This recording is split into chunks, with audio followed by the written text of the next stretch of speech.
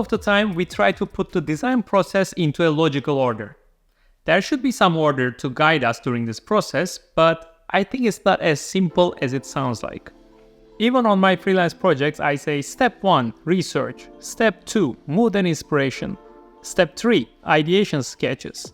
Step 4, development sketches. Step 5, developing the 3D. And step 6, finalization. However, in reality, these steps are all interacting with each other simultaneously. In the previous episode, I picked this sketch, and I still like it, so it's time to jump into front and the rear developments. I wanted to check some more references, and I wanted to boost my passion, so I started watching some Porsche videos on YouTube. I also wanted to see the Porsche concepts again. I mentioned the book before, but you can also see all these cars on Porsche's website, where I will leave the link in the description. I worked on different front and the rear ideas. I did a lot of sketches, as always, but in my head I still have questions about the side view. So I went to Photoshop and I worked on alternatives for the side view. I even asked your opinion on these different side views on my Instagram and YouTube, and I got many different comments. I will not get into details of these feedbacks because I just talked about it on my recent YouTube video.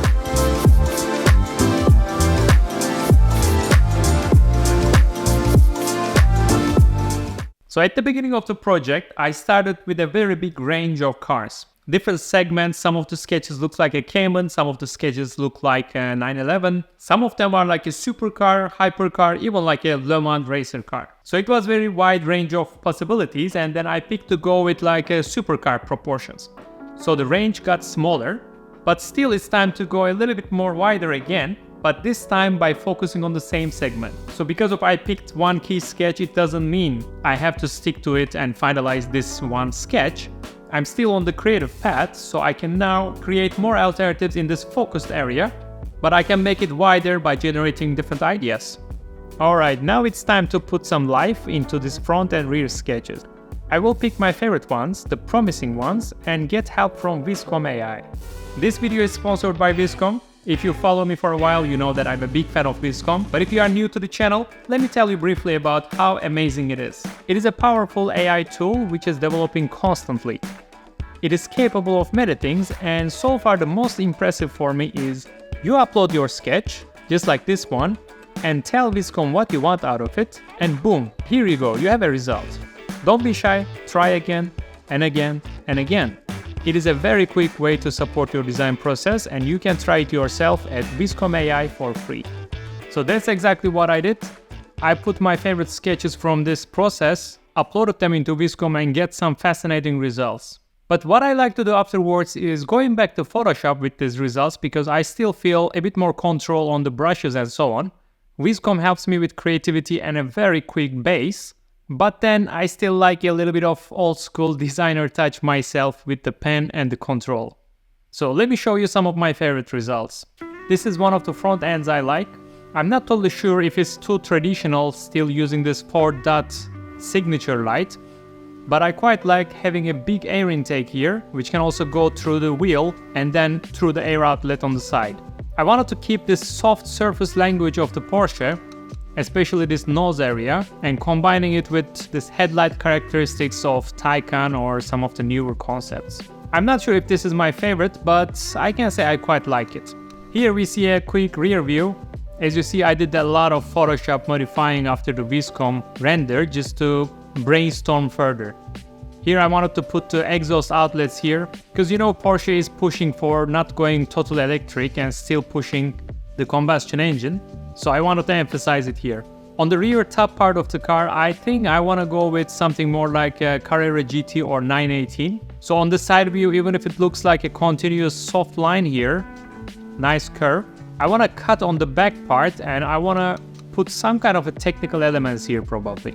For the next one, I have quite aggressive face, I would say. Porsche is generally not that aggressive, at least on the front. On the rear, we see some aggressive lines, but on the front, we have this generally nice curvy headlights. But here, I wanted to push into a little bit of different direction, a little bit more like a Predator, more aggressive, and I'm not totally sure, but I think it has a potential. And rather than 4 dots, I wanted to use 4 lines, like 1, 2, 3, 4. Also here on the side, we can see still connection to the current headlight signature, but in an evolved way maybe. Please let me know in the comments what do you think about those sketches. The next one, I think I quite like this one. It can be my favorite front. On the side, no, like pretend like you don't see the side. It's not so bad, but I want to focus more on this front area of the car. Because a very simple graphic here, looks very technical graphic element, very minimal, and still keeping this elegant Porsche surfacing. For me, the Porsche surface language is like really soft, nice, gentle curves combined with a technical cuts and graphics. So I think this might be one of my favorites for the front. Here we have another rear view. It's also a bit traditional. I mean, this rear can be a Taycan or even from like 911, so it's not something super interesting, but the diffuser area, thanks to Viscom honestly here, gives me very technical, interesting ideas. I can imagine modeling this in 3D will be fun, and I mean if I go to this direction, but in general it feels still a bit traditional. On the next one we have another front view, and as you can see I just kept repeating this idea of having a big air intake and putting the headlights in it. And I quite like this one as well. It's also a bit more aggressive than the previous front view, but not as aggressive as this one. So it's something in between. Maybe the nose is a bit sharp, a little bit too low, but these are just for giving the directions. And the next one is a rear view. I wanted to put this vertical lines because on one of the Porsche concepts in the book or on the Porsche Unseen, you have this very strong vertical lines. It's even more exaggerated than this, but I wanted to try it here, combining with the horizontal single line and with very technical rear diffuser area and air outlet. So this one has a potential. It feels a bit heavy maybe. Maybe I need to squeeze it a little bit more, but I think this is also one of my favorite sketches.